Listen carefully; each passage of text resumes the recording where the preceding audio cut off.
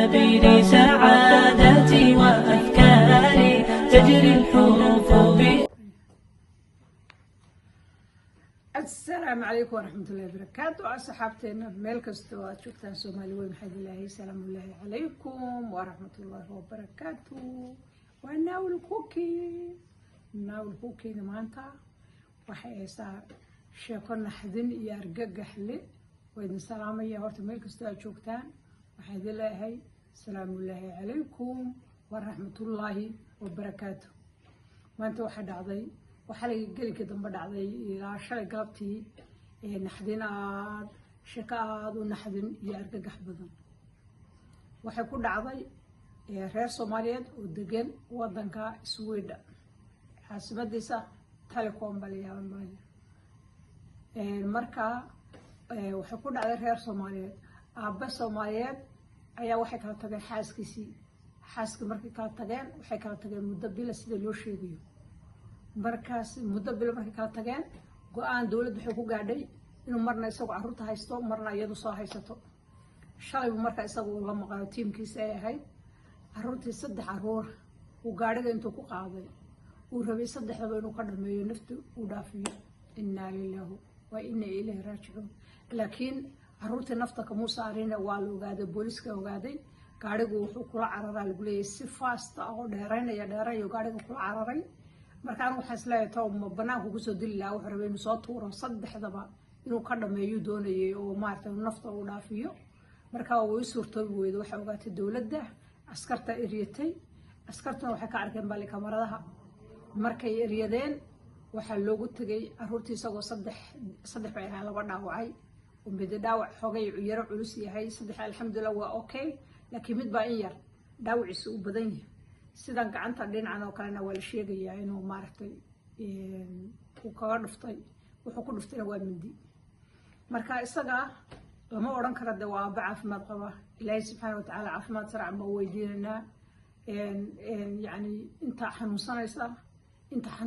dhan ilaahay caafimaad ha siiyo inta caafimaadka qabta Allah u siyaadiyo awlaadana Allah inoo barakeeyo laakiin dad baa jira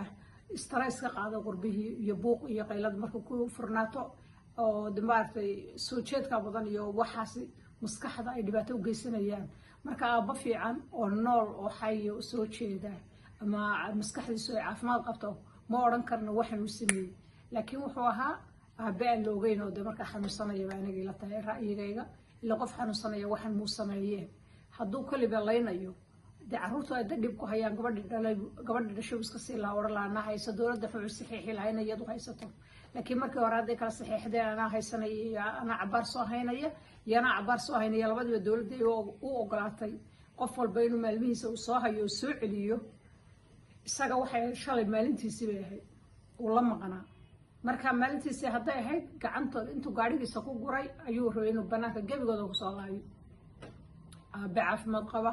maskaxdiisu ay okay tahayna ama hooyo ay caafimaad qabta waxaan ma sameeyeen laakiin waxa jira dad badan oo iska xanuunsanaya oo depression qaba oo aan cidi fahansanayn oo dharka iska sita oo dadku moodaya wax caadi oo iska nool oo dad xay loo malaynayo marka inna lillahi wa inna ilayhi raaji'uun carruurtaadu marka dawladda ay aragtay askartii daba carareen gaadhiga wuxuu eeriyaa bal si cajibo u caadsaday marka isaga waa la toogtay dawladda toogtay askartii baa toogtay toogashadii la toogtay uu dhintay naftii baa ka dhacday markii waa ka dhacday mafahantay marka wali still baaritaan baa hadana dawladda wadaayo ninka kan waxaan u sameynayo iyo toogashada la toogtay inay sax tahay iyo inay qalad tahay waa la ogaanaya marka inta badan dawladdu de waxay u ogoshahay bay aniga ila tahay ra'yigayga ama intaan ka ognahay meelahan de aan camal laga dhiban oo kala cagaha iyo kala haduu ka toogto gacmaha iyo waska okay hadhow de qofkana aan la toogan oo sadhiban haduusan maartay in la baaro horta inuu caafimaad qabayeen kala baartaan baa loo baahan marka horta qofka la dhaawaco weeyaan laakiin waxa ku jiray sida loo toogtay hadana isaga dawladdu baaraysa ninkii toogtay askariga ama sax buu toogtay mise qalad buu toogtay sheekadii oo tafatilan waa tan ila dhageyst idinka afkiina ka arki doona waxa meeshan ka dhacayo oo dhibaatooyin qoyskiisa ay haysteen oo ay qayb ka tahay xaaskiisii oo ay kala tageen isla markaasina muranno fara badani uu u dhexeeyey waayadii ugu dambeysay sida wararku ay leeyihiin. haddaba soomaalida Sweden arrintan siday u aragtay iyo sida ay wax u dhaceen iyo xaalka qoyskaasi waxa uu ku sugan yahay haatanba waxa aan wax ka weydiin doonaa oo aan kula xiriiray khadka Sweden magaalada Stockholm meel aan ka fogeyn Sheekh Xuseen Faarax Xaaji Warsame oo isagu imaam ka ah masaajid ku yaala Rinkeby isla markaasina ka shaqeeya arrimaha Soomaalida ee dalkaasi Sweden gaar ahaan deegaanka uu degan yahay. Sheekh soo dhawow ugu horreyntii aad baan ugu faraxsanahay waqtigaaga inaan kula qaadanayno bal waxaad iiga warantaa dhacdadan sidee bay u dhacday. وعليكم السلام ورحمة الله وبركاته ولا السهر وما هسنتهي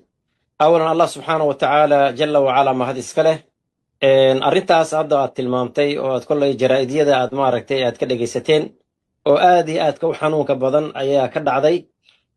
مجال ده عاصمة ده استوخم بنان كده قيب كم إذا قبل داس أولي هذا النين سهم أيها وحى حالي لتوكتي أبو صوماليات aabahaas oo maaragtay iyaga oo booliisku ku toogtay isagoo carruurtiisii maaragtay wata ilmahana maaragtay muxuu ahaa looga baqayay marka arrinkaas ayaa xalay dhacay aabuhu meesha ayuu ku dhintay carruurtana laba ka mid ah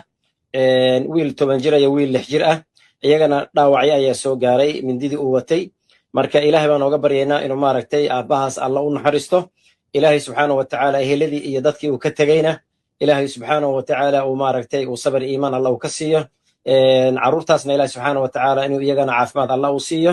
لكن أركاس وحاكوه الرئي إن ماركتي قبضة إسقبين ويلك محمد بالورني قبضة مريم بالير هذا أي أبوه أنت وص ماركتي عرورته وص الله عررين أي واحد عضي إنه ماركتي وأبوه تجي ماشي أي قبضة كشغين يسي isagoo 3 carruur wata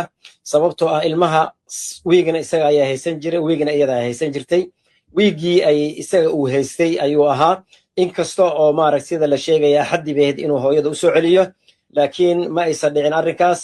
isla shalay ayuu maaragtay hooyadii goobtii ay iyadu ka shaqeynayso ugu tagay isagoo gaarigii maaragtay doonayay inuu maaragtay gabadha maaragtay uu dib ugu gaarsiiyo laakiin Ilaahay subxaanahu wa ta'aala alla waa ka badbaadiyay kadibna waxaa timi inuu maaragtay arrintii isaga carruurtii uu la cararo waqti maaragtay habeennimadii aan oran karo waa 9kii fiidnimana markaas ay booliiskii helikobtaradii ay arkeen isagoo markaas maaragtay ilmihiisii markaas maaragtay muxuu ahaa maaragtay dhaawac u geysanaya kadibna booliisku saas ku toogtay laakiin laba arrimood baan u qaybinaynaa qayb waxa ay tahay dhibkan dhacay aan u aanayn karo waayo dhici kari meesho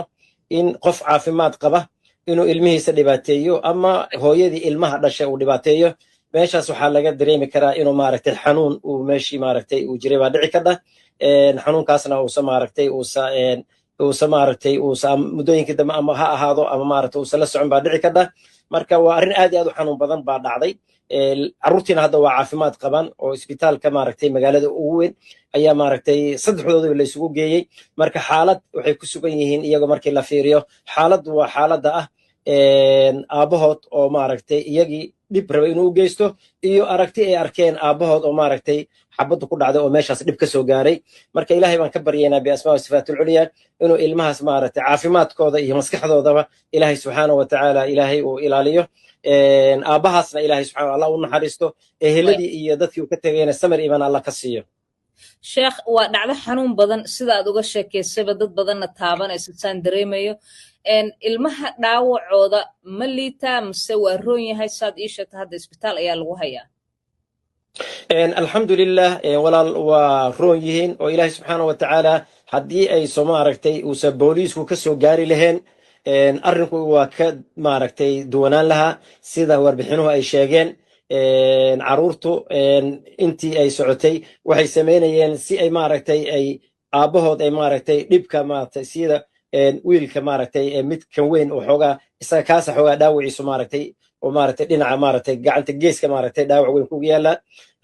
kan kalena sidoo kale kan 4 jirka ah waxa ma soo gaarin laakiin maadaama iyagii ay la dagaalamayeen oo maaragtay booliiskuna uu arkay kaamiradiisa inay marka ay maaragtay muxuu arrinkaasi uu socday